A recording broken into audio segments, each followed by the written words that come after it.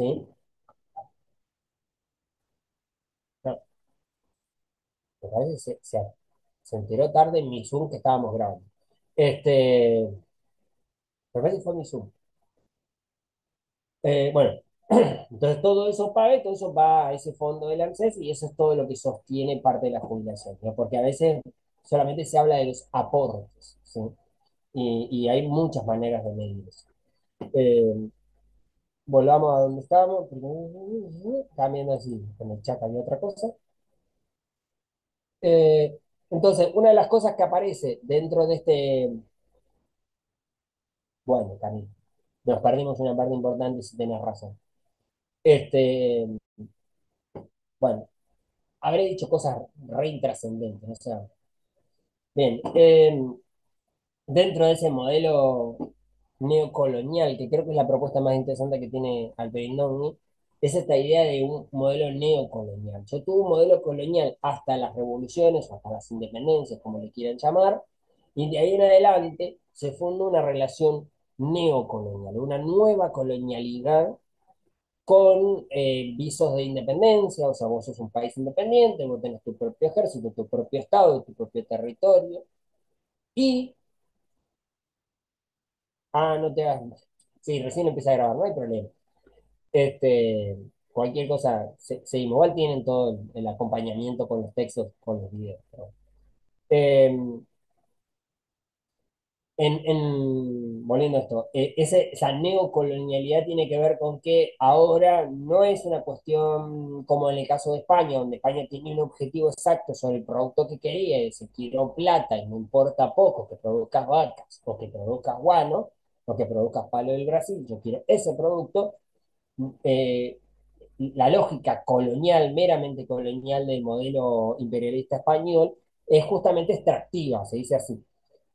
Básicamente como una lógica extractivista. Quiero extraer ese producto y eso es lo que me interesa. Por dar un ejemplo, el modelo extractivista hace que Chile sea poco importante dentro del modelo español. ¿Sí? Durante mucho tiempo es poco importante en términos productivos, solamente es útil en términos políticos. Eh, Después de eso aparece una lógica ya en el modelo neocolonial donde lo que aparece como innovador, entre comillas, es la autonomía de los países de América Latina para buscar cuál es el producto para colocarse en el mercado. O sea, yo tengo que insertarme en el mercado mundial a través de un bien, ¿sí?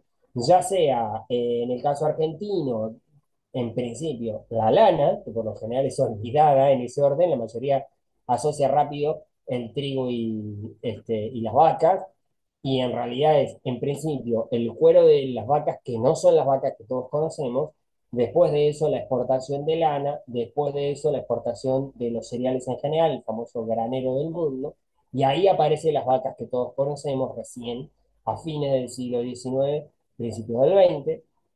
En el caso de Chile, primero con el trigo, luego con el cobre. En el caso de Bolivia, más tardíamente entrando con el estaño, que decíamos recién, ¿sí? Ya a título de retomar algunas cosas que estaban en esa parte que quedó sin derecho de autor, sin grabar. Volviendo a esto, explico rápidamente para que se entienda cómo se da la expansión productiva en el caso del Río de la Plata y Argentina. En lo que va entre más o menos eh, el proceso revolucionario en 1810, 1815, que sería como el momento más álgido, o sea, más violento de la guerra va paulatinamente concentrándose en el norte. Eso hace que de alguna manera los conflictos no estén tan vinculados al sector productivo, al sector más productivo, que sería el litoral, entre comillas, ¿sí? Se le llama el litoral, que es Entre Ríos, Santa Fe, Buenos Aires y en segunda instancia podrían entrar Corrientes y Córdoba, que paulatinamente se van a sumar a ese grupo más fuerte, pero en principio son los tres que están pegados al río, ¿sí? Son básicamente exportadores de cuero, de carne salada, ¿sí? ¿Por qué dije no es lo mismo que lo otro? Creo que en alguna clase de si Facao, en otro doy dos materias que se llaman parecido y puedo estar haciendo mezcla, pero si no lo voy a repetir. Cuando Juan de Garay llega a fundar Buenos Aires, le va muy mal, pero en esa primera fundación traen caballos, vacas, gallinas, ovejas, un montón de gente, son atacados por los indígenas, son derrotados y buena parte de esos animales se dispersan, ¿sí? No todos, pero una parte se dispersa. Unas partes son muertos, obviamente, dentro de la batalla o dentro de la comida de festejo después de la victoria. El que se diseminaran los caballos y las vacas y que no tengan en principio, ¿sí? un, un depredador natural, obviamente el puma se va a comer a algunos de ellos, pero no a todos, entonces empieza a multiplicarse con mayor velocidad, tanto caballos este, como las vacas. En el caso de los caballos, eso hace que buena parte de nuestras parcialidades indígenas aprendan el montar a caballo y una serie de técnicas que tienen que ver con la movilidad, cosa que es muy importante para una sociedad que se mueve en un espacio muy amplio, pero que hasta ahí lo hacía a pie. Entonces le permite reducir las distancias o los tiempos entre las distancias y genera mayores conflictos entre las parcialidades, no nos vamos a complicar, pero tehuelches, pehuenches, ranqueles, pampa serrano, auca y toda la lista de indígenas que por lo menos están en el bloque más cercano a la frontera hispano-criolla, ¿sí? Que es donde más impacta entrar. Después sí, cuando sigue bajando hacia el sur y las manadas de animales, es más complejo, pero la adaptación, cuanto más al sur, más compleja la adaptación de estos dos animales, ¿sí? Tanto de las vacas como de los caballos. En el caso de las vacas, ¿sí? Al extenderse sobre un terreno que no es el propio para el desarrollo de ese ganado, y además de eso, que no está acorralada, ¿sí? Que no se está criando a corral, los animales empiezan a modificar su contextura física, ¿sí? Entre 1500 estamos hablando, y 1700 son cerca de 200 años. Cuando lleguemos a 1800 ni hablar de las modificaciones genéticas de esos animales. ¿En qué términos se modifican? Rápidamente, la vaca pasa del tamaño que todo el mundo conoce una vaca hoy, ¿sí? A ser por lo menos entre unos 15 unos 20 centímetros más baja, más peticita, ¿sí? Por, eh, Básicamente tiene menos agua, primero, ¿sí? Es un animal con menos cantidad de agua, su carne es menos jugosa, ¿sí? Menos cantidad de grasa, más cantidad de músculo. ¿Por qué? Porque es un animal semisalvaje. Entonces tiene más musculatura de correr, ¿sí? De hacer actividad física. También, por una cuestión de adaptación al frío, el cuero empieza a ser cada vez más grueso, ¿sí? Y la capa de grasa se ubica más cerca entre la carne y el cuero por una cuestión térmica, ¿sí? Todo eso que parece un detalle menor, a nosotros me va a tomar eso. No, pero para que se figuren rápidamente porque es importante para lo que viene ahora. ¿Por qué es tan importante ese tipo de vaca para la exportación de cuero y de carne? Porque uno, el cuero que se exporta, ¿sí? Es un cuero más duro. Por lo tanto, el cuero de vaca es un cuero muy utilizable como cuero, muy preciado en Europa por la dureza del cuero, ¿sí? Por lo menos hasta que se desarrolle las correas de caucho y el vulcanizado, porque buena parte de la revolución industrial necesita para los telares correas, y una de las opciones de las correas es hacerlas con cuero, ¿sí? Y las correas con mayor resistencia son las de un cuero duro, pero flexible, como el cuero de vaca, pero el cuero de vaca del Río de la Plata, de Buenos Aires, Santa Fe, Entre Ríos, Corrientes, e incluso Uruguay, ¿sí? Y el sur de Brasil, Río Grande. En toda esa región tenemos este tipo de vacas que se llaman cimarrones.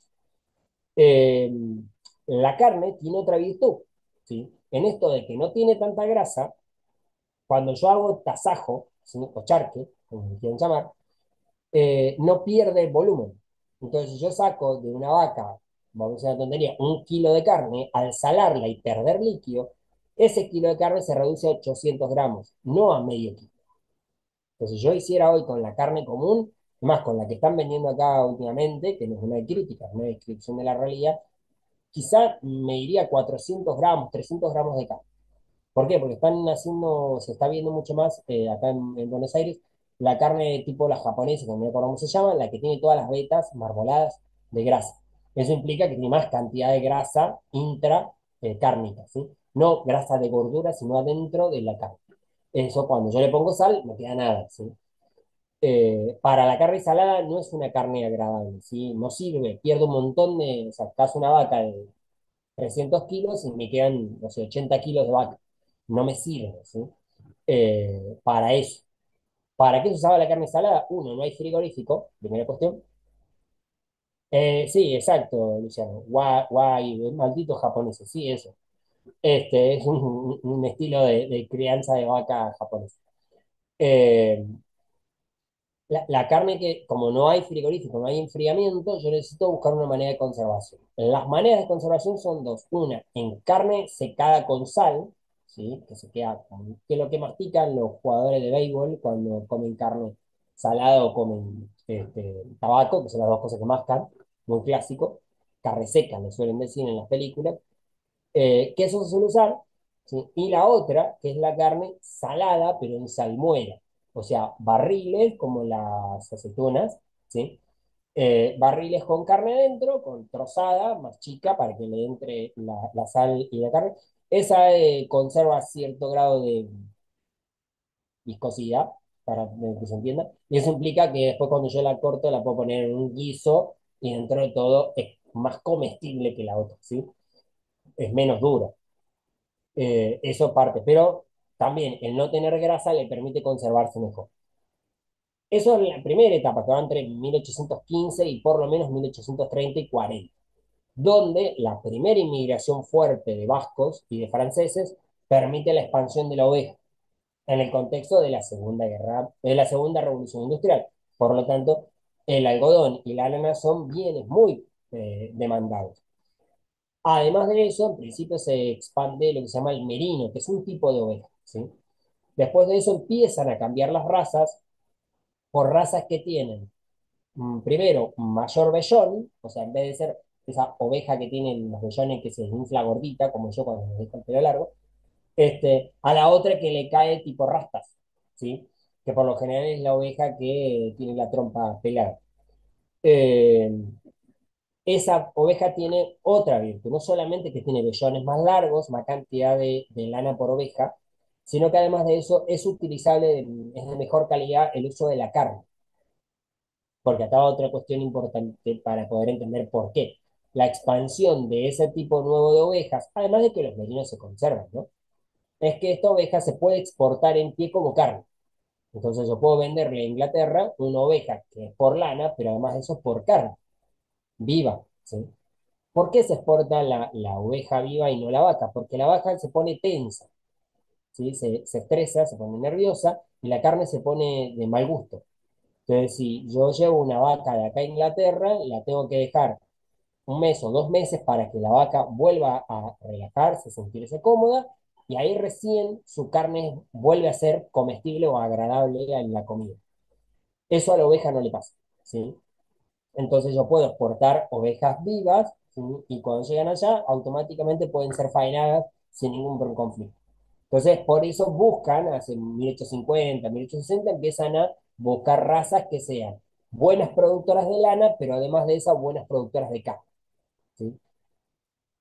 Mientras tanto, se va expandiendo, que es lo otro que en el caso argentino es importante, que tiene que ver con que cada vez que yo incluyo un producto nuevo, no elimino el anterior. O sea, producía, recién dije, vacas cimarronas para cuero y carne salada.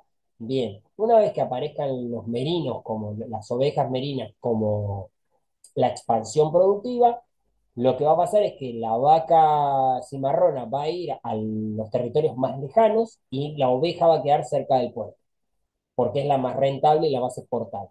Cuando aparezcan estas nuevas ovejas que tienen mejor carne y más cantidad de lana, van a ocupar los terrenos cercanos al puerto, el merino se va a ir un poco más allá y las vacas cimarronas un poquito más allá. Eso va a empezar a generar un problema con el espacio, ¿sí? En un momento determinado hay muchas producciones y no hay más tierra. Estamos más o menos en 1870, ¿sí? 1860 y nos encontramos con un límite físico. Ahí está la maldita y mal llamada, ¿sí? Conquista del desierto, donde justamente la oligarquía encuentra que la solución para ese problema es sacarle territorio a los indígenas, ¿sí?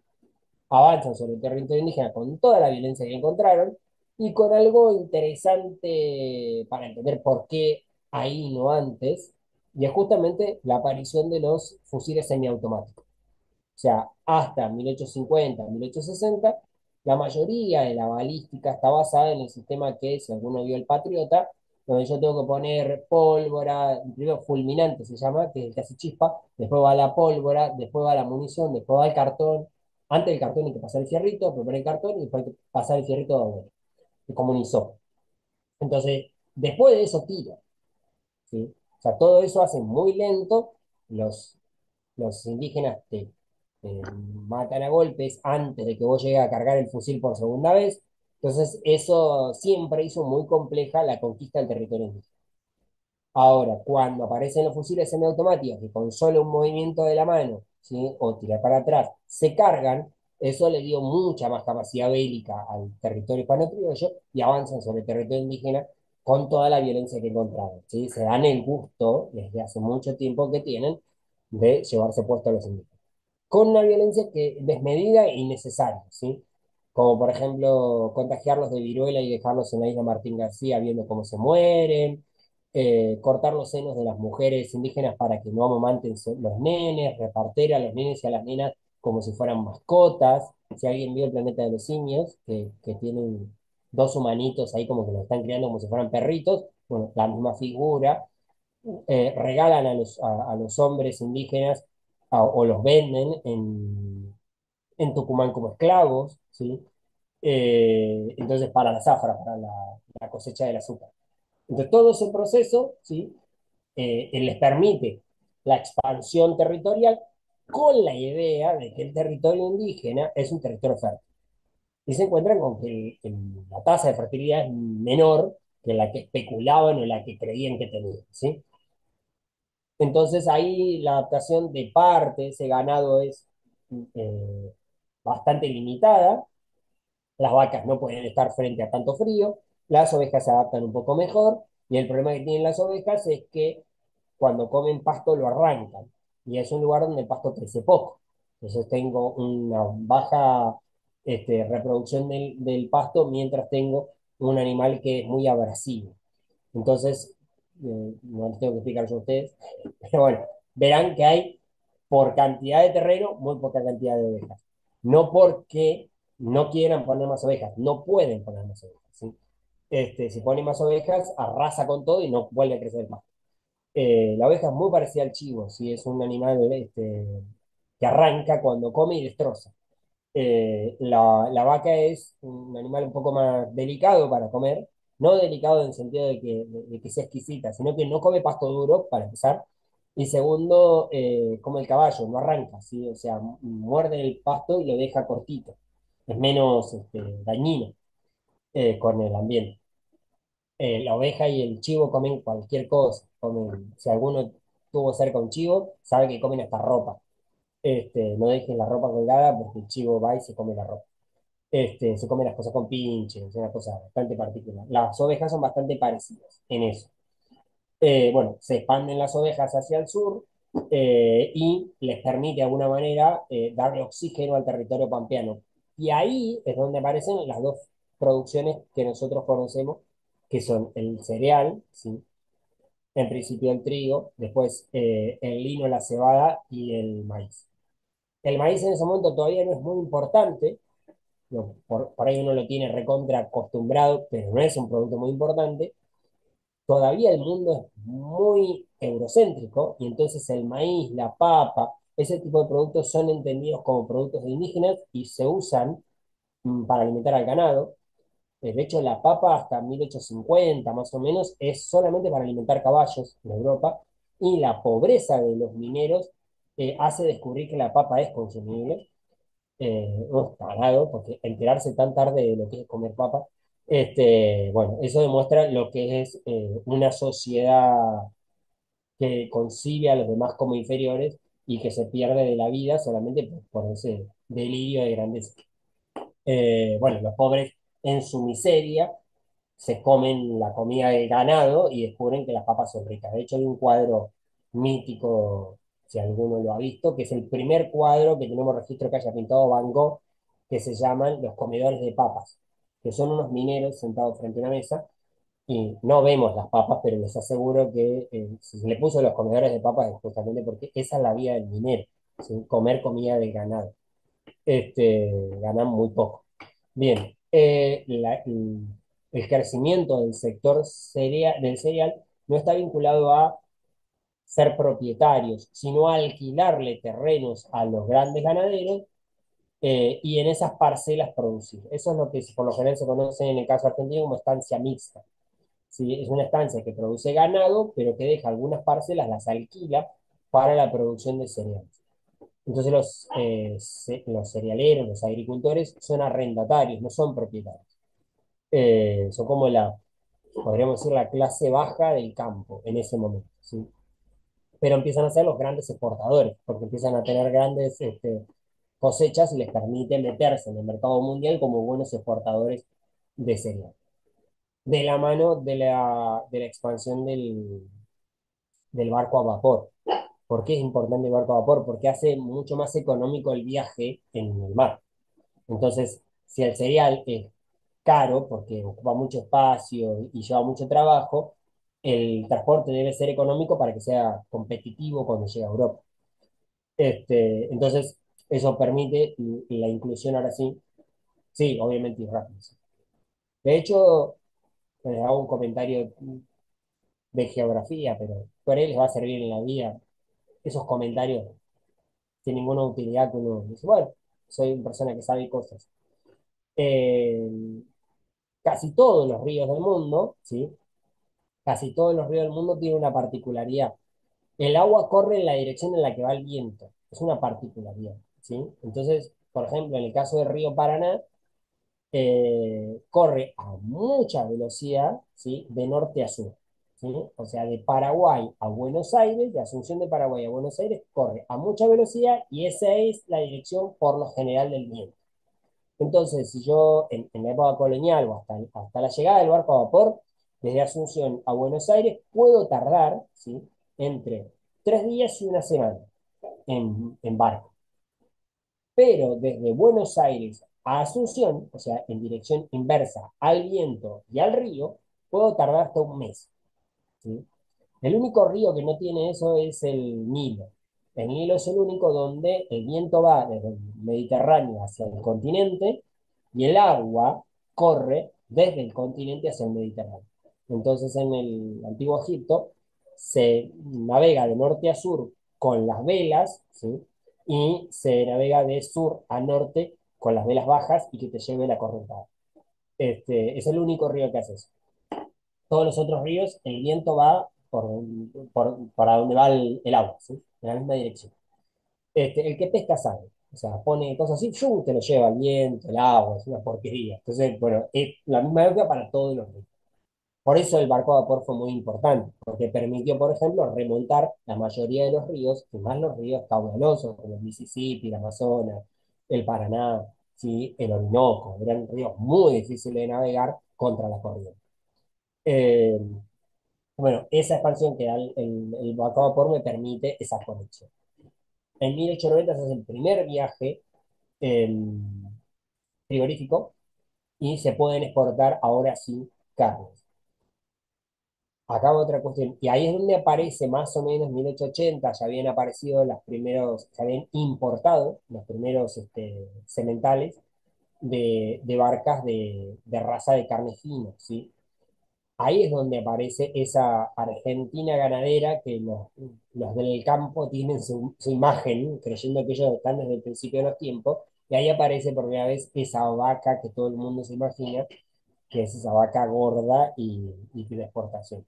Solo esa vaca puede ser exportada cuando aparezca el frigorífico, donde la vaca llega a Buenos Aires, se faena en Buenos Aires o en Rosario y se carga en barcos refrigerados, ¿sí? El primer viaje se hace sobre carne congelada, o sea, lo que nosotros llamamos el freezer, ¿sí? En casa.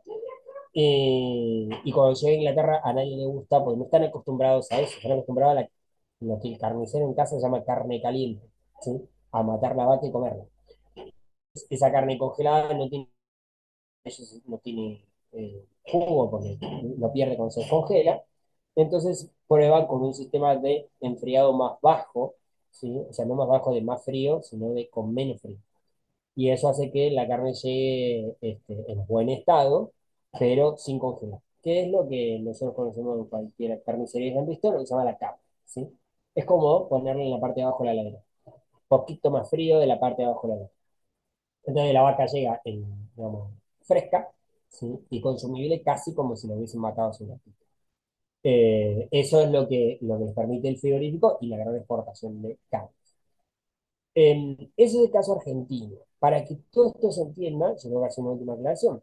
A eso se le llama economía diversificada. ¿Qué significa economía diversificada?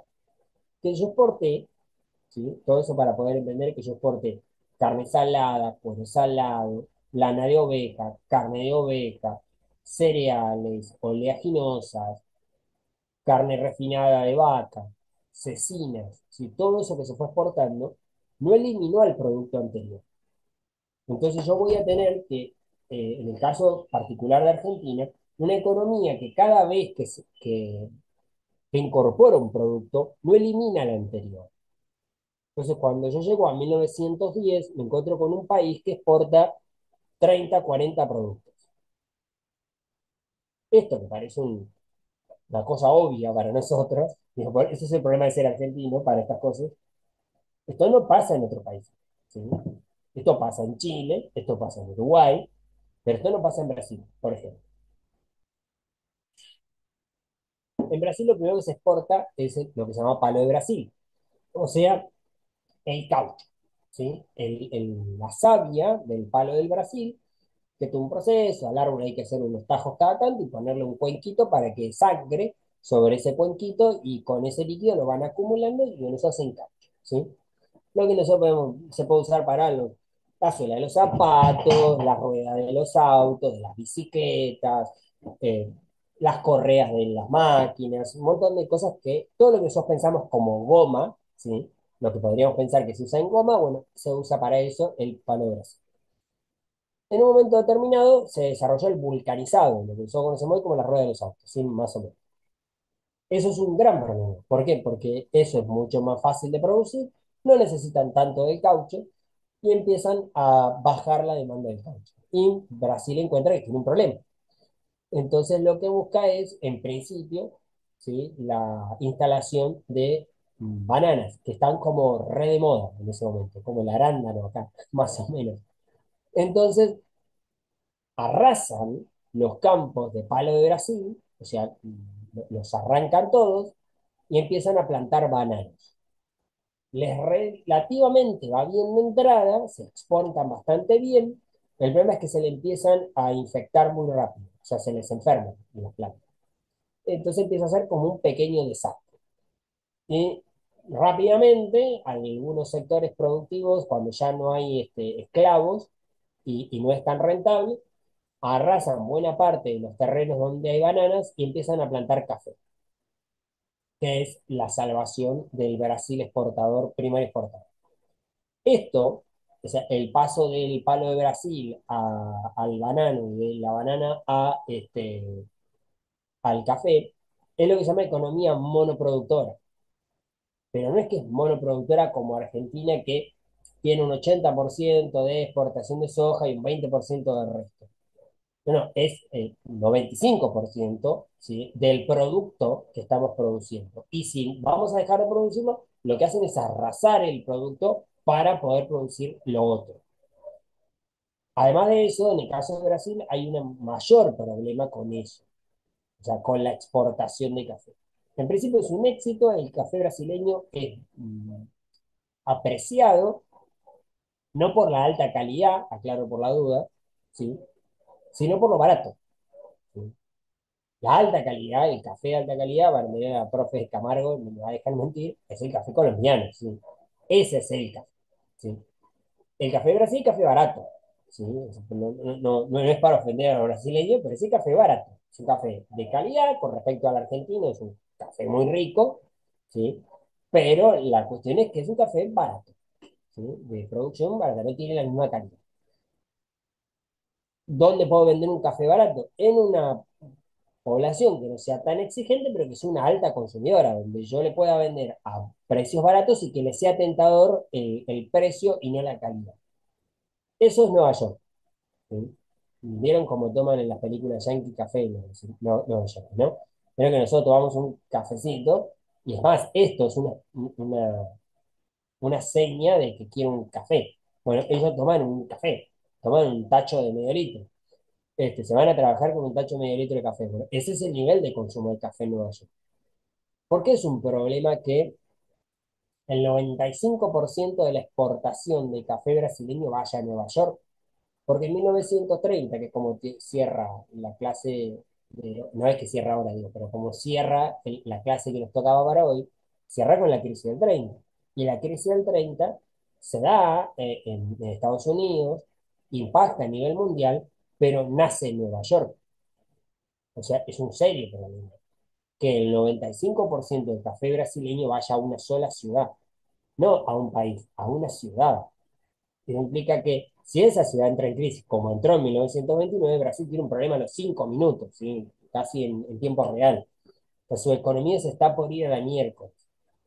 Los precios caen a nivel mundial y una de las opciones después del golpe de Estado del 30 en Brasil, que tiene Vargas, Vargas es como el Perón de los brasileños, es quemar, o sea, el Estado compra el café para evitar que caiga el precio, lo compra al precio que esté más o menos potable y lo quema. ¿Por qué lo quema? Por una cuestión de que a los liberales les encanta el concepto, vieron que la oferta y la demanda se regulan, según nuestro presidente. Si yo tengo mucha oferta, el precio es barato.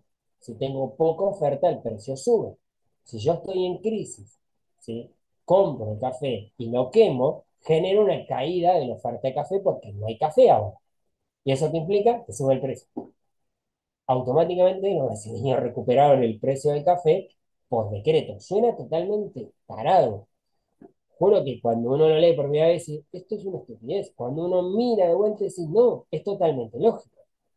¿Sí? Si la oferta es la que determina el valor del producto, yo contraigo la oferta, evito el valor y el precio sube solo. Digo, prendan la tele. ¿Por qué se creen que el dólar sube hoy? Porque está contraída la oferta. Hay pocos dólares. Y en el particular en el dólar, hay algo que nuestro presidente nos explicó 40 veces, pero ni él solo entendió.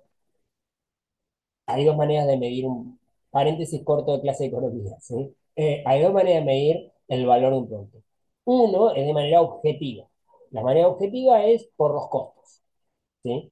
¿Cuánto me cuesta un producto? Y en base de que, si yo gasté 30 pesos en producir X producto, calculo que venderlo a 40, 50 es un precio razonable, ¿sí? Eso es lo que se llama valor objetivo, ¿sí? El valor subjetivo es cuánto piensa el otro que vale ese producto, ¿sí? Entonces yo puedo especular con eso. Si ya me salió 30, pero yo sé que Mirta es, no sé, adicta al café, se lo puedo vender a 70, porque ella con la necesidad de café que tiene lo va a pagar igual. Eso se llama valor subjetivo, ¿sí? Eso es lo que cree nuestro presidente. Cuando él prende su propia tele y mira lo que le pasa en el mercado, no entiende por qué sube el dólar si él dice que tiene una oferta determinada de dólares. Lo que no entiende es que el valor subjetivo que él mismo jodía hace un año, ¿sí? Con el valor subjetivo. El dólar tiene un valor subjetivo, no solamente un valor objetivo. No importa cuántos dólares tiene para ofrecer. Las personas por inseguridad compran dólares. Entonces tiene un valor que no tiene que ver con el costo del bien, sino con lo subjetivo del valor. ¿Cuánto siento yo? O sea, si me siento que tengo 10 manguitos de más, ¿cómo los voy a ahorrar? ¿Poniéndolos bajo el colchón? No, primero los compro en dólares y después los pongo en el colchón. Porque la otra cuestión es que no va al banco ese dólar, porque nadie cree que el banco te lo va a devolver. Entonces los compran, los sacan del banco y los esconden en el colchón. Entonces genera un doble problema, ¿sí? Tiene un valor subjetivo alto y un valor que me retrae la oferta de dólares, al estilo de Brasil, ¿sí? Me esconde el café, entonces el dólar sube de vuelta, ¿sí? O me sube el precio del café. Para que entiendan cómo funcionan las lógicas económicas, tienen en economía para renegar, así que váyase, doña Araceli, váyase. Este, Eso como para que más o menos entendamos cómo impacta rápidamente la crisis en el caso, por ejemplo, en el caso de Brasil. ¿Sí? Estaba mirando rápido la lectura. La crisis tiene una serie de cuestiones que vamos a tratar de resumir acá. Es compleja, ¿sí? Eh, por eso vamos a tratar de que se entienda. Para que funcione un sistema bancario, ¿sí? Yo tengo que pensar que el banco no funciona como muchas personas piensan, con un montón de dinero, ¿sí? Por lo general funciona con la mitad de ese montón, si vale el juego de lógica. Vamos a suponer que Mirta tiene unos ahorros y entonces va y los pone en el banco que tiene Caribe, ¿sí? Entonces dice, bueno, tengo 100.000 pesos y le voy a poner en el banco de Karina. Karina hoy le va a ofrecer, creo que la tasa debe ser más o menos, vamos a suponer, le va a ofrecer para de acá a un mes 3.000 pesos por los 100.000 que puso, ¿sí? Eh, entonces Mir dice, buenísimo, yo sé que pongo 100 y a fin de, que miren en la fecha, el 6 de noviembre puedo retirar 103.000 pesos. ¿Qué va a hacer Karina? Karina va a agarrar esos 100.000 pesos que ahora están en el banco y ella es la directora del banco, se lo va a prestar, por ejemplo, a Miguel, ¿sí? A una tasa de, ahora debe estar cerca del 70%. O sea, le presta 100, ¿sí? Y Miguel va a pagar en cuotas, ¿sí? 170.000. Por ende, los 70.000 sirven para los gastos administrativos, millones de comillas, pero para pagarle los intereses a Mirta, de paso, ¿sí? Entonces Mirta recibe recontenta los intereses que le pagaron, pero esos intereses en realidad se los está pagando Miguel, ¿sí? Eso implica que si por X motivo, como en estas situaciones tan extrañas como las que estamos viendo hoy, Mirta tiene cierto grado de incertidumbre económica, como llaman los economistas a estas situaciones, sale corriendo al banco y le dice a Karina, dame mis 100.000 pesos, los quiero retirar aunque no me den los intereses. Karina le va a decir, no los tengo, los tiene Miguel, que invirtió en una empresa y fruto de las nuevas medidas del gobierno, no estamos criticando al gobierno, pero esto pasa en 1930, fruto de las medidas del gobierno, Miguel tiene la empresa donde está casi por declararse insolvente y no va a poder pagar sus impuestos. Sí, Karina dice, yo puedo ejecutar la cláusula y me quedo con la empresa de Miguel. ¿A quién se la va a vender? Además de eso, la empresa vale, tiene un valor de mercado, pero hay que venderla para darle la plata abierta. Y ahora no hay, ¿sí? Y si le diera plata que hay en la caja, lo más seguro, y voy a buscar otro que esté en la lista ahí, es que la plata que Karina le va a dar a Mirta es la de Raúl. Lo que implica que hasta acá Raúl no fue a pedir su plata, pero si la hubiese ido y es el que está atrás de Mirta en la cola para pedir la plata, tenemos un problema serio. ¿Qué es lo que va a pasar en 1930? ¿Sí? Alrededor de 1929 1930 vamos a una crisis que por lo general tiene ese formato de embudo, ¿sí? Donde muchos van en busca de algo que el sistema financiero no puede responder. Vamos a explicar más o menos de dónde se origina. Esto para que entiendan cómo funciona el sistema bancario. ¿Vamos? ¿Dónde se origina? En 1914, supongo yo que todo el mundo debe saberlo, pero si no, se acaban de enterar, hubo una guerra, o sea, la Primera Guerra Mundial, ¿sí? La Primera Guerra Mundial estalla en 1914 y las guerras tienen una gran particularidad dentro del sistema capitalista, más que nada dentro del sistema capitalista, que generan una fuerte demanda de bienes. ¿Por qué generan una fuerte demanda de bienes? Porque yo tengo un montón de personas que no todos son soldados regulares, o sea, que cobran un sueldo dentro del ejército, sino que algunos son enlistados o reclutados a la fuerza. Y por lo tanto, el Estado ahora le está dando un sueldo, ropa, comida, armas y constante apituallamiento, ¿sí? A esos sujetos que están en el frente de batalla. Entonces el Estado va a generar gastos extraordinarios para sostener la guerra, pero no un Estado.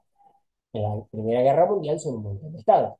Por lo tanto, la demanda de bienes entre 1914 y 1918 es muy alta, ¿sí? A eso se le llama burbuja económica. Literalmente es una burbuja. Y todos sabemos cómo funciona la burbuja. En un momento se hincha, se hincha, se hincha, pero en un momento, ¡pum! Bien. Cuando en 1900, a finales de la Primera Guerra, en 1917, los rusos entran en crisis con respecto a la guerra, van camino a lo que se conoce como la Revolución Rusa, ¿sí? Donde los obreros, liderados por el Partido Comunista, en términos generales primero, ¿sí?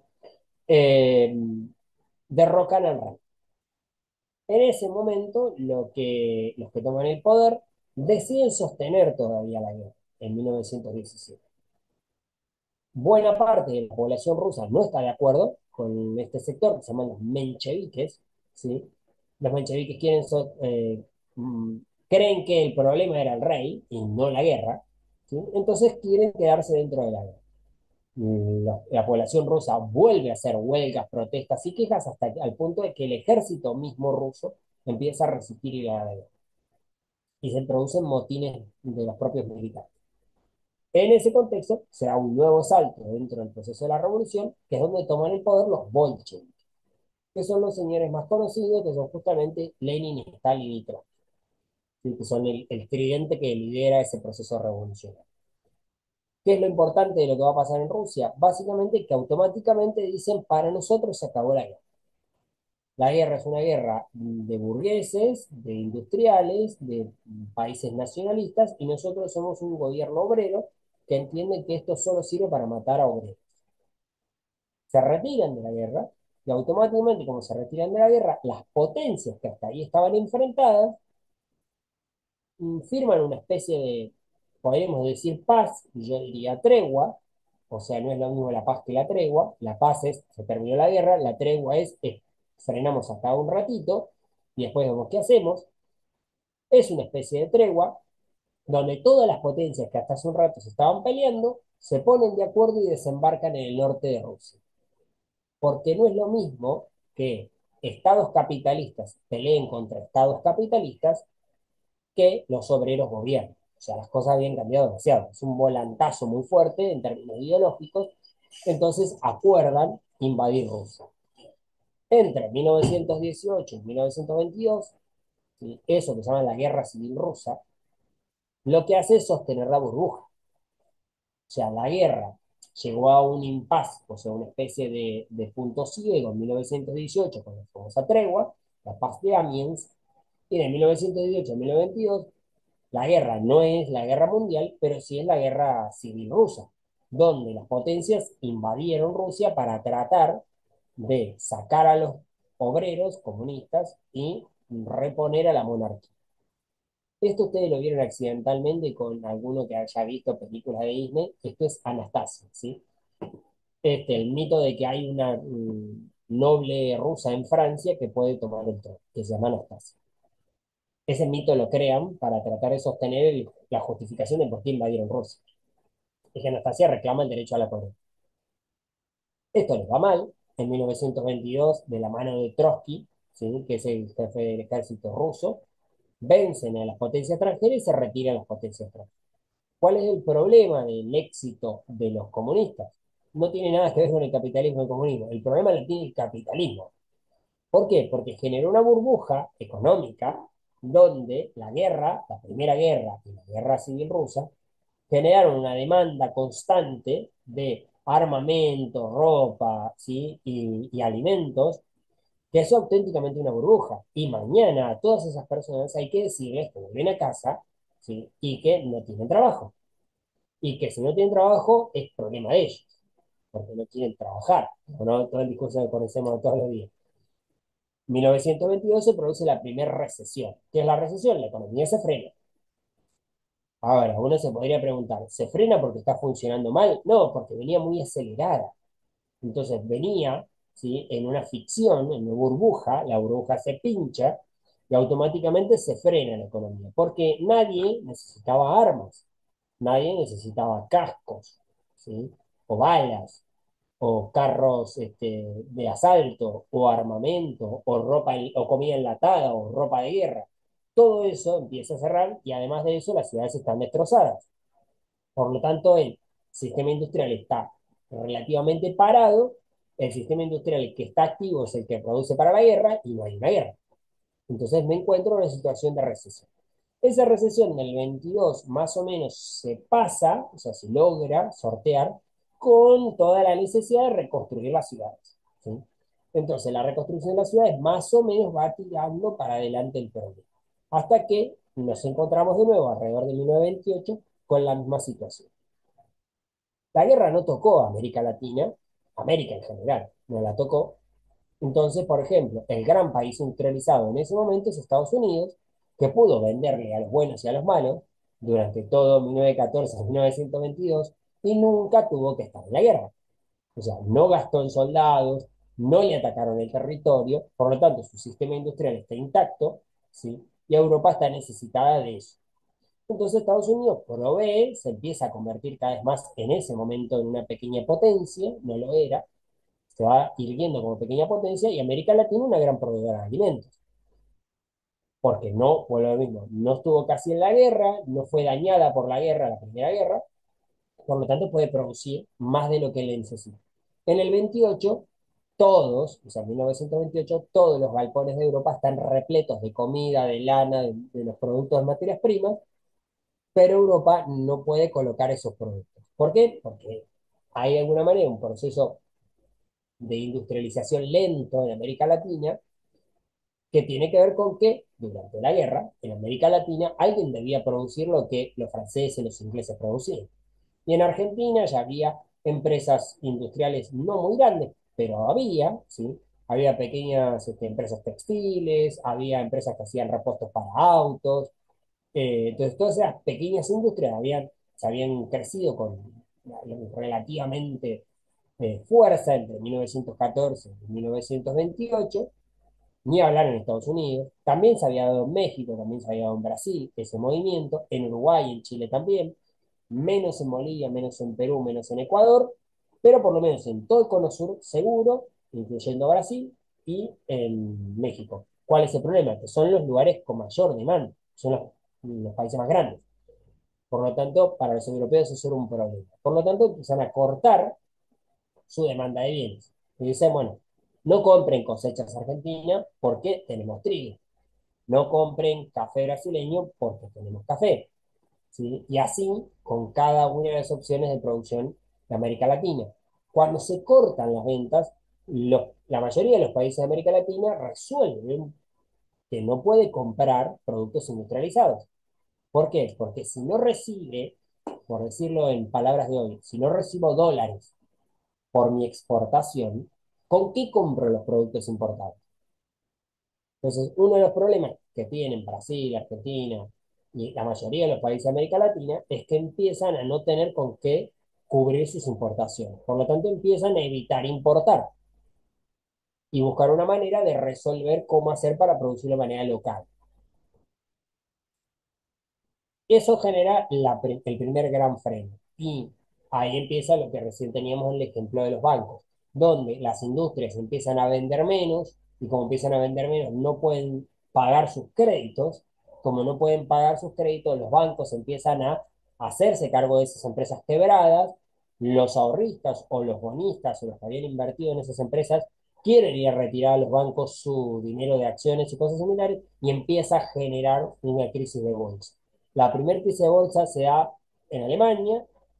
Esa crisis de bolsa fue muy importante en 1928 y buena parte de los capitalistas inversores de la crisis de la bolsa de Frankfurt lo que hacen es retirarse rápidamente a Hamburgo, ¿sí?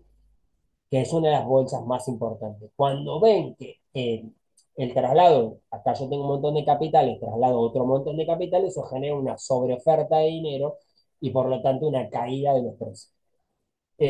Hace que quiebre la otra bolsa. O sea, una bolsa que venía quebrada termina quebrando a la segunda bolsa. Entonces, ¿cuál es la solución a eso? Ir a la bolsa más fuerte y más grande en ese momento del mundo, en ese contexto de posguerra, que es Wall Street.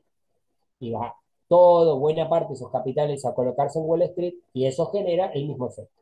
Y termina reventando en lo que nosotros conocemos como, ¿sí? El viernes negro, si alguna vez lo escucharon, se llama así, el viernes negro o el crack de la bolsa de Wall Street.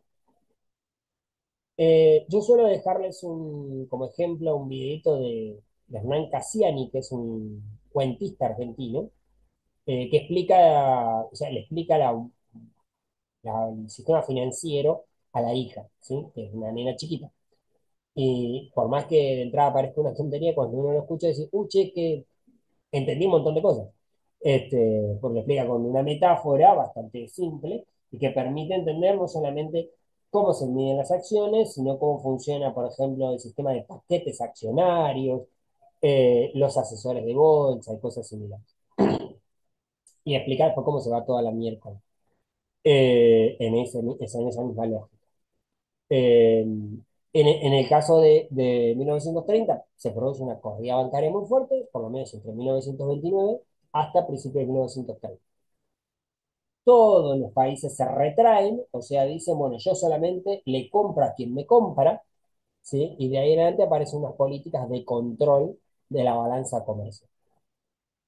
En ese contexto, la mayoría de los países de América Latina cierra su economía, y ese cierre de la economía favorece el salto de algunas pequeñas industrias que ya existen. Por ejemplo, bueno, en el caso de Argentina ya existían empresas como las cervecerías, por ejemplo, Quilmes o Schneider. Eh, Existen empresas como Alpargatas, bueno, los talleres Bacena, que son siderúrgicos. Existen, por ejemplo, muchas de las vinerías de la industria vitivinícola de Mendoza y de San Juan. Y el cierre de los mercados internacionales le permite, al no tener competidores importados, ¿sí? Empezar a poder solidificarse y crecer.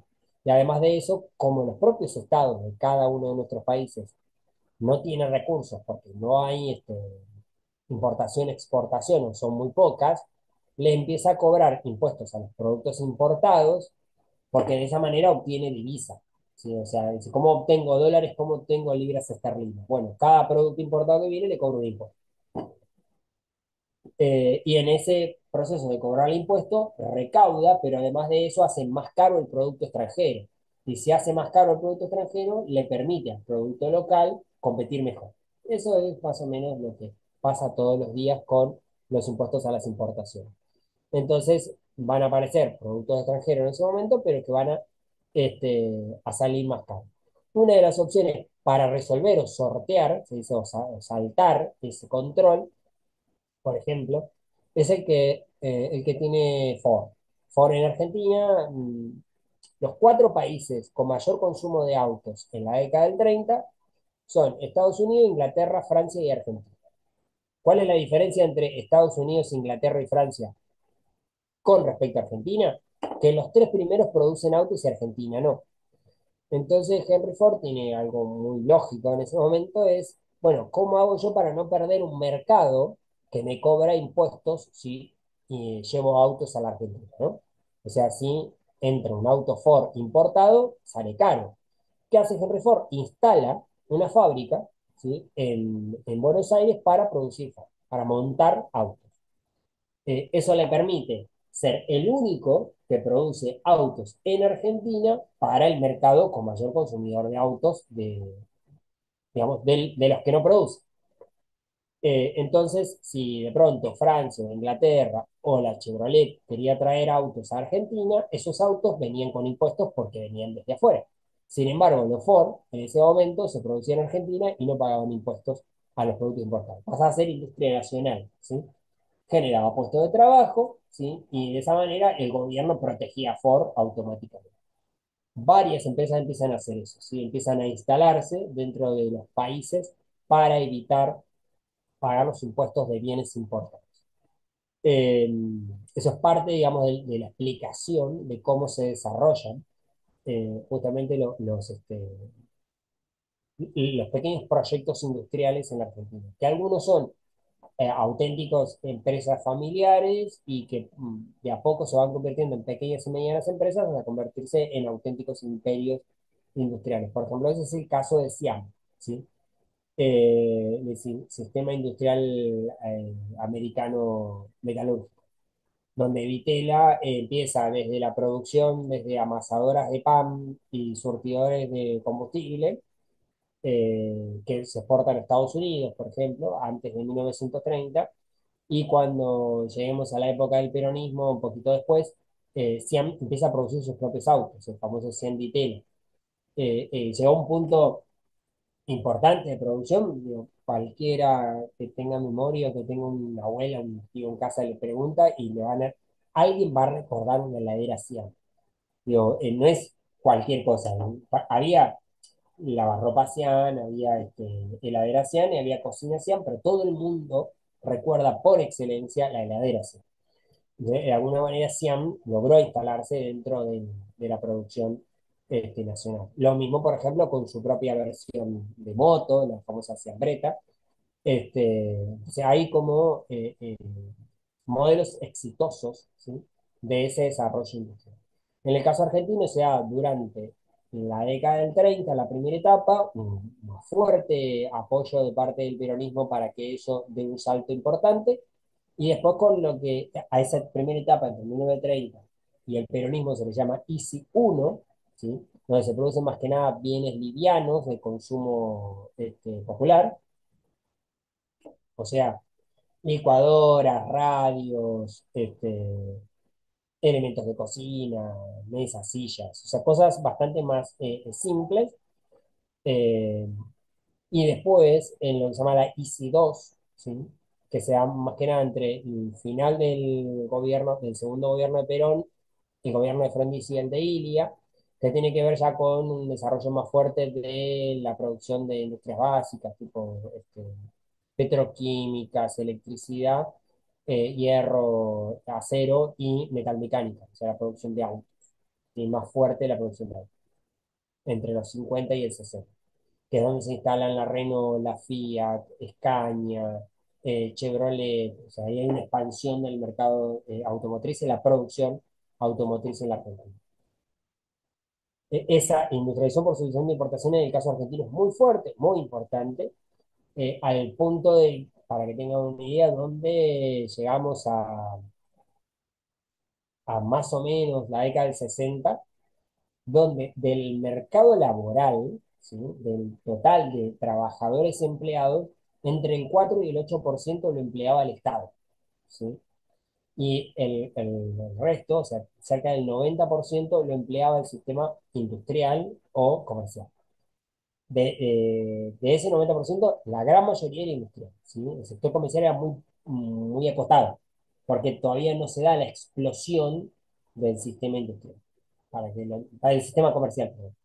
Para que tengan una idea, o sea, es el momento donde surge McDonald's en Estados Unidos, o sea, el sistema comercial todavía no llegó a su nivel de explosión. No aparecen todavía los supermercados, o sea, es un invento posterior, ¿sí? Los 60 los 70 es donde más se da el desarrollo del sistema comercial. Por lo tanto, el sistema industrial absorbía muchísimos trabajadores. El desmantelamiento del sistema industrial, 1970, la dictadura, ¿sí? Y todo el deterioro de las relaciones económicas argentinas entre mediados, fines de los 60 y toda la década del 70 y principios de los 80, se da muchísimo, ¿sí? la caída del sistema y podemos ver exactamente lo contrario. Vemos donde el Estado se convierte en la máquina de absorber mano de obra. ¿Sí? El Estado crece mucho más en cuanto a trabajadores administrativos, ¿sabes? No me refiero al Estado en términos de IPF, de la CONEA, no, hablamos de trabajadores administrativos. O sea, docentes, el señor del municipio, hospitales, todo eso, el Estado crece mucho más en el empleo, en el trabajo de administrativo y burocracia, y menos con respecto al sistema industrial. El sistema industrial tiende a retraerse, a concentrarse, o sea, retraerse en el sentido de retroceder y que haya menos industria, y a concentrarse en términos de que las industrias que quedan son mucho más grandes, ¿sí? Pero emplean menos trabajadores en la comparativa, ¿no? Para que se entienda a qué me refiero. 10 empresas emplean 50 personas, no es lo mismo que una empresa emplee, no sé, 200. Entonces, sí, bueno, pero es una empresa que emplea 200 personas, sí, pero son las 10 chiquitas que empleaban 50 cada uno. Entonces, tengo muchísimos más trabajadores empleados. Entonces, muchas veces las empresas pequeñas suelen no darse la dimensión cuando en realidad generan más puestos de trabajo. Eh, por darles un ejemplo tonto, para que lo entiendan más o menos simple. Si yo pongo a la Anónima, a Carrefour, a Jumbo, y yo lo miro y digo, bueno, me encuentro con que estos tipos tienen en total 5.000 trabajadores cada uno, es un montón, ¿sí? Claro, pero si yo agarro todos los almaceneros del país y los comparo, me voy a encontrar que es muchísima más cantidad de gente lo que hay en almacenes, bueno, ahora todos estos venden artículos de hogar, así que en la Casa del Audio, en Cetrogar, en Frávega, hay mucha más cantidad de trabajadores comprometidos que en Carrefour, Jumbo y Danone, ¿sí? Pero como tienen concentrados, los trabajadores parecen tener una dimensión mayor.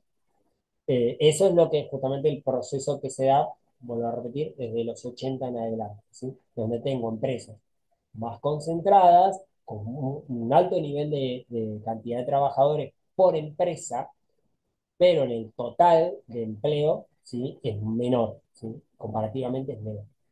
Eh, bueno, en algunos lugares donde los complejos industriales se sostienen o existen todavía físicamente, no que estén trabajando, uno recorre las fábricas, el tamaño, por ejemplo, acá en Buenos Aires, yo soy de la zona oeste, pero en la zona sur está todavía el frigorífico en Ensenada, el frigorífico de la Swift, del Paté, que en la Argentina en ese momento, en 1890, 1910, no solamente exportaba paté o carne enlatada, sino carne, ¿sí? Hoy también exporta carne en despiece vaca, ¿no? Milanesa, cosas así. Entonces, uno va a la Swift en Ensenada y les puedo asegurar que son por lo menos 20 cuadras de largo de fábrica. O sea, la fábrica tiene 20 cuadras. Y en la vereda de enfrente hay dos barrios obreros, pero no barrios obreros porque yo digo que son barrios obreros, son casas una atrás de la otra, ¿sí? Y una arcada de entrada, o sea, como una especie de barrio privado, para que se lo figuren, ¿sí? Como si fuera con calles internas, ¿no? Y tiene una arcada de entrada, es una manzana entera, con todas las casas alrededor y casas en el medio, con calles que van por dentro, pero tiene un arco de entrada, un portal de entrada, y arriba dice barrio obrero, ¿sí? Entonces, los obreros viven ahí y alquilan en esas casas. Eso es lo que se le llamó en ese momento alquiler de cama caliente. ¿Qué es un alquiler de cama caliente? Bueno, yo trabajo 12 horas en la Swift, ¿sí? Entonces me levanto a las 8 de la mañana, me voy a trabajar, a las 8 de la noche salgo. Cruzo y alquilo mi habitación con un compañero. Y mi compañero entra a las 8 de la noche, ¿sí? Y sale a las 8 de la mañana. Por eso se llama cama caliente, porque voy lo despierto, él se levanta y se pone los zapatos y se va a trabajar, y yo me acuesto en la misma cama que estaba él. ¿Por qué? Porque es muy caro el alquiler. Entonces compartimos el alquiler, usamos la misma cama, y nos sale más económico. Y trabajar así pegaditos. Por eso los barrios obreros están enfrente de las fábricas en ese momento. O sea, reducen el transporte. Y muchas veces esos barrios obreros son construidos por las empresas, para asegurarse que los trabajadores están cerca, ¿sí? Y no se demoren en llegar. No hay, digamos, si bien existe el colectivo, existe el tranvía y un montón de cosas, en Ensenada, por ejemplo, en ese momento no hay nada, ¿sí? En Buenos Aires, capital centro, sí hay de todo, hay tranvía, hay subte, hay colectivo, está todo re bonito, pero es capital. En 1910 no supera la General Paz, o sea, no sale de los 4 kilómetros que hoy es capital, ¿sí? Tiene 4 kilómetros más o menos de ancho. En Ensenada estamos hablando de cerca de 30 kilómetros de la capital de Buenos Aires, donde no hay ni luz, ni sistema eléctrico, ¿sí? Y ahí está la suite. ¿Por qué? Porque está el puerto de La Plata. Entonces les conviene por la salida al puerto, es más directo. Pero tengo un sistema donde tengo todo el sistema industrial ahí, tengo al lado de los barrios de los obreros y no les quiero mentir, pero 20 30 cuadras más allá está el puerto de Ensenada. O sea, salen de ahí, llevan la carne y la exportan. ¿Por qué les conviene? También porque las vacas que vienen de los campos no tienen por qué, no pasan por la ciudad, entran derecho al frigorífico, incluso les permite a los frigoríficos tener sus propios corrales ahí sin tener problemas con la ciudad por el olor y cosas así. Bien, bueno, vamos a retomo otras cosas como para hacer la despedida del hoy. Entonces, préstenle atención para... A ver que no llegué a leer la pregunta. Un segundo.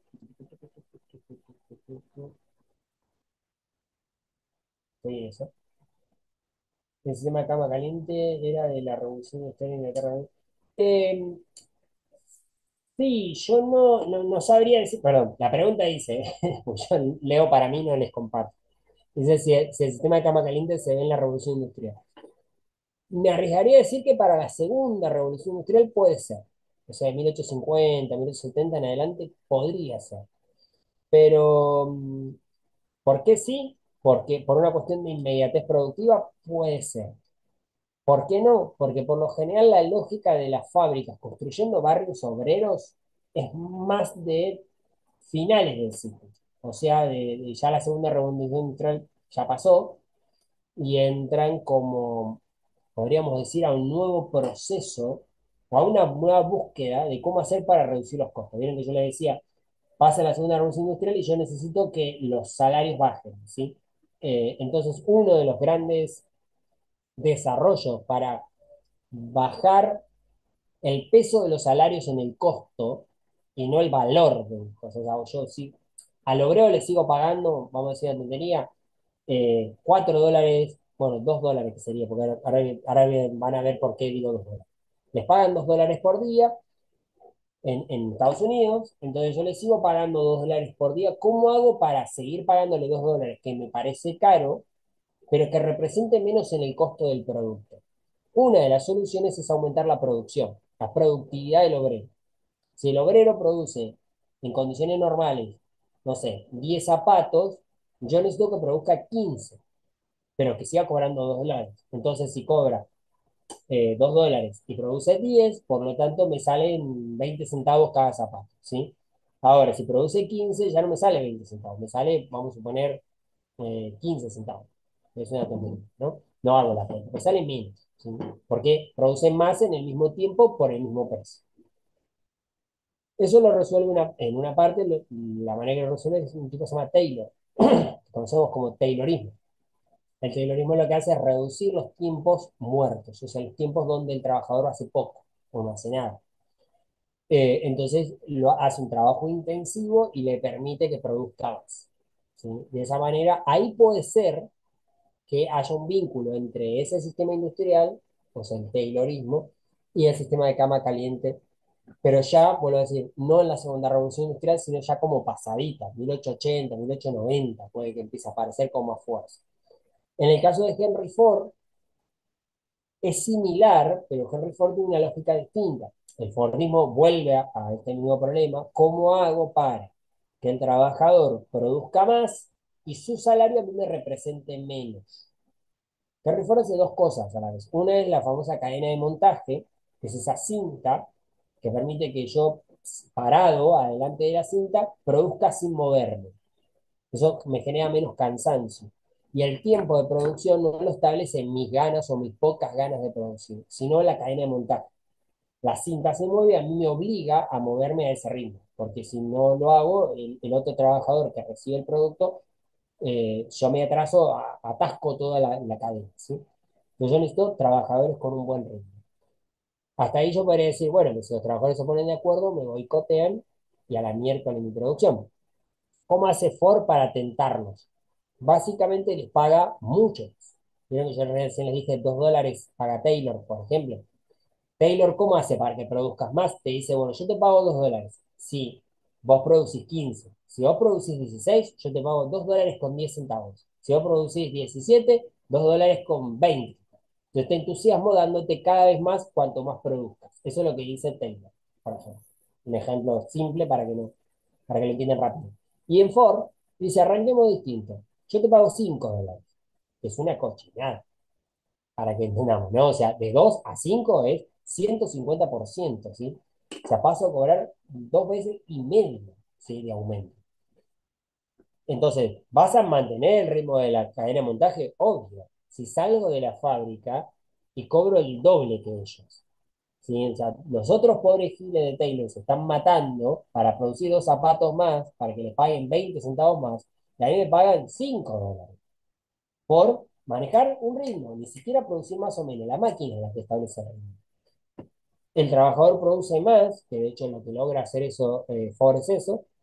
Por ejemplo, antes de la cadena de montaje, un Ford T, que es el Ford que se producía, el Ford T le salía alrededor de costo 500, salía en el mercado, perdón, $520, ¿sí?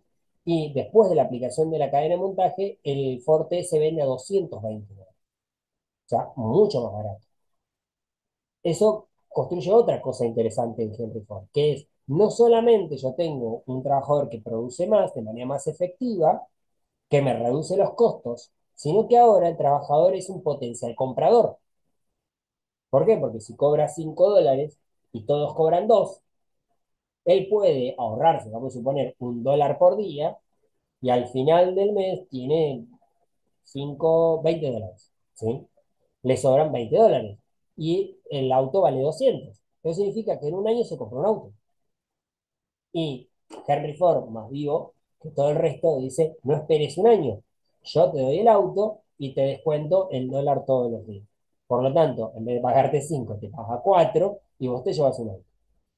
Pero ahora estás obligado a trabajar todo el año, porque tenés que pagar el auto. Entonces convierte al trabajador en un trabajador que tiene un auto, que se siente más importante que el resto, porque no es una cosa que tengan todo el mundo en ese momento. El auto es para gente súper exclusiva. Si no, vean la Sherlock Holmes de Downey Jr., cuando Watson aparece con un auto, es como, wow, es un loco bárbaro, tiene un auto, nadie tiene autos. Bueno, imagínense que Ford logró que los obreros tengan. Y después empieza un proceso de construcción de hogares, no cama caliente, hogares, o sea, casas de familia, frente a la fábrica. Entonces, aparecen los barrios Ford, ¿sí? Entonces, tengo una casa de familia para que el obrero tenga a su mujer y a sus hijos. La lógica de Henry Ford es que las mujeres no trabajan. No lo dice de manera machista, digo, por la duda, no se meta. No por una lógica machista. Necesita asegurarse que la mujer cuida a los hijos, que se alimenten y que se eduquen. ¿Por qué necesita eso? Porque son futuros obreros. Entonces yo necesito que dentro de 18 años, ese pibito o esa pibita mañana se convierta en parte de la empresa. ¿Y quién va a convertir a esos chicos en parte de la empresa? No solamente Henry Ford, el papá y la mamá. Le va a decir, vos te vas a ir a trabajar a la fábrica porque en esa fábrica vas a ganar un montón de plata, vas a tener una casa, te dieron educación. O sea, si ustedes entran ahora, para que vean que no es un invento mío, por la duda, porque según dice, esto es una exageración del profe. Entran ahora a Google Maps y buscan en Buenos Aires Pacheco, que es una localidad donde está la Ford, hoy donde está funcionando la Ford, y se van a encontrar que está la planta de Ford. Primero que la planta es, vamos a decir una tontería, así de grande en el mapa. Bueno, un pedazo así hoy lo ocupa la Volkswagen. O sea, imagínense cuán grande era antes que ocupaba todo. Enfrente de la Ford van a encontrar que está el barrio Henry Ford, no es un invento mío.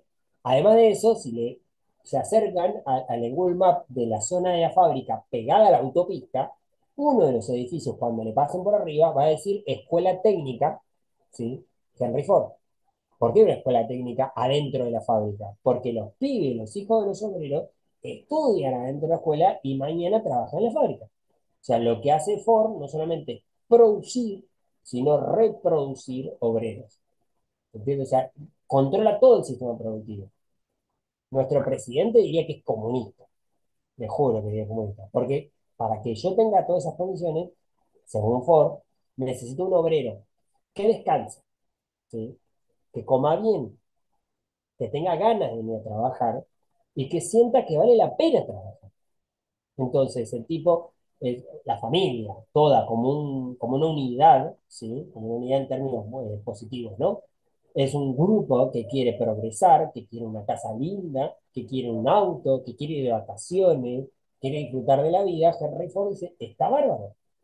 ¿Sí? Entonces, paguemos sueldos que valgan la pena, que trabaje 8 horas, que pueda ir al cine, ¿sí? Que pueda ir de vacaciones, que eso va a permitir que ese obrero consuma máquina de coser, tostadora, autos, hoteles, y el sistema funciona. No es Nuestro querido presidente ha dicho que es un socialista. O sea, nada más lejos de la realidad. Henry Ford, el tipo, el papá del capitalismo, ¿sí? No es que es el papá del capitalismo. Es el que convirtió, si quieren, al capitalismo en un enemigo serio del comunismo, porque el comunismo de la vereda enfrente le aseguraba casa, buena vida a los trabajadores, acceso a la universidad, y de este lado, Henry Ford, o el capitalismo, tenía que mostrar algo competitivo. O sea, si los obreros en Estados Unidos no eran bien tratados, en Inglaterra no eran bien tratados, se iban a la Unión Soviética o iban a militar en el PC. Yo los tenía que convencer con algo comparativo. Entonces yo siempre doy el mismo ejemplo tonto para que más o menos lo figuren. Todo el mundo vio Volver al Futuro. Fíjense las casas a las que accede la familia de Marty McFly.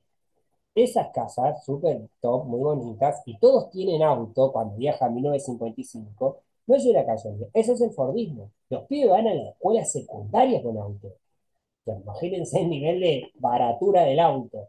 ¿Cuántos de nosotros quisiéramos ir a la escuela secundaria con auto? Ese modelo, para que lo comparen con el presente, fíjense cómo lo destruyeron. Si ustedes ven Rocky uno se van a encontrar que Rocky es un tipo pobre, no tiene auto, ¿sí? Si van más acá y agarran Big Bang Theory o agarran Spider-Man, se van a encontrar que los pibes de esa época no son el papá de Marty McFly en 1955 que tenía auto y era un rata, ¿sí? O sea, porque el papá de McFly es un fracasado y tiene auto, ¿sí? Y nos encontramos con Spider-Man, que es un fracasado y tiene una moto toda rota. La comparación es seria cuando uno mira cómo se deteriora, y hablo de Estados Unidos, ni siquiera hablo del comunismo, ¿sí? Es el deterioro de la vida de los trabajadores. Por eso cuando uno agarra, yo siempre doy muchos ejemplos, no de las películas ideológicas, películas que no son ideológicas. Si uno agarra Hechizada, que eran las series de los 50 60, si agarra los más viejos, blanco y negro, la idea de un millonario que cría a unos pobres nenitos. O sea, toda la idea todavía es la idea de una persona que les va bien en la vida. Agarro la serie de los 80, la serie icónica de los 80 por excelencia, que es justamente Alf, ¿sí? O Padre de Familia. Dos vidas fracasadas, son una ruina, ¿sí? No sé si se acuerdan, pero los que vieron Alf, Willy, que es el papá de la casa, le va como el culo en la vida, perdón por lo poco técnico, hasta el autograbado. Le va muy mal en la vida, ¿sí? Los Simpsons son de fines de los 80, principios de los 90, ¿sí? Padre de familia. Entonces, todo ese es el modelo de un modelo fordista que se deterioró, ¿sí? Cuando vamos a los 90, fíjense que ya no hay modelo familiar en las series. En los 90 la serie de los 90 podríamos llegar a decir con buena voluntad que sería o La Niñera, ¿sí? O ya Friends, ¿sí? Donde ya tenemos la vida de los que viven independientes, pero que no les va muy bien, ¿sí? O la vida banal de Sex and the City, por ejemplo. Pensé que ya no hay el modelo familiar de todos los que viven en la casa felices y contentos. Y ya vemos acá Big Bang Theory, donde tenemos cuatro nerds frustrados, una chica frustrada tratando de ser actriz, les va mal. O sea, esa estructura se perdió, la lógica familiar, este, que es el modelo fordista por excelencia. Es siempre, de los 90 para acá, el modelo del sujeto individual que por su cuenta trata de hacerse de la vida, pero nunca les va bien.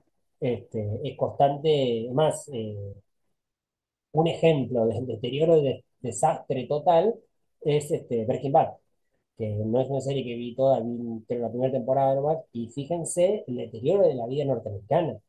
Un profesor es una cosa decadente en Breaking Bad.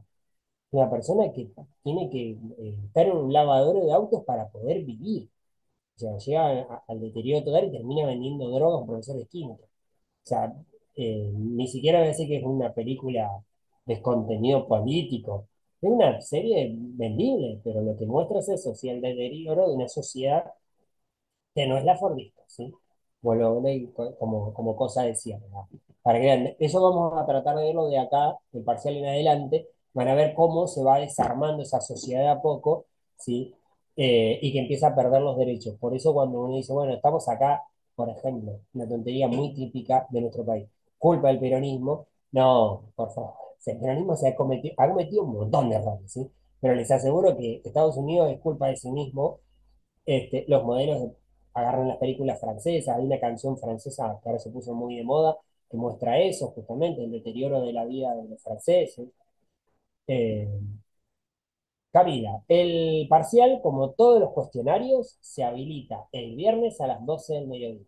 ¿Sí? Repito para todos los que se les escapó la tortuga. ¿Sí? El viernes al mediodía se habilitan los cuestionarios de parcial y se cierra el domingo 23:59. Eh, Tienen 20 preguntas, de las cuales 5 son del primer cuestionario, 5 del segundo cuestionario y las 10 que corresponderían a un tercer cuestionario que es el parcial, ¿sí? Que son de la clase 5 y esta que acaba de suceder. Cualquier pregunta, duda o cosa parecida de acá hasta el viernes, abiertamente, no hay ningún problema, vayan mirando, repasen, pregunten. Usemos el grupo WhatsApp para intercambiar más rápido, los foros, yo los voy a tratar de revisar en lo que va de la semana. Y del viernes en adelante, de las 12 en adelante, cualquier consulta específica sobre una pregunta, consigna parcial o que les haya pasado, háganlo por privado, por una cuestión de que no se nos cruce la información entre los que ya vieron el parcial y los que no lo vieron, no corresponde, ¿sí? No les hace bien tampoco a su formación en su carrera, ¿sí? Cualquier duda o pregunta, entonces, estoy para ustedes. Nos estaremos viendo la semana que viene. Bien, saludos a todos, abrazos a la distancia.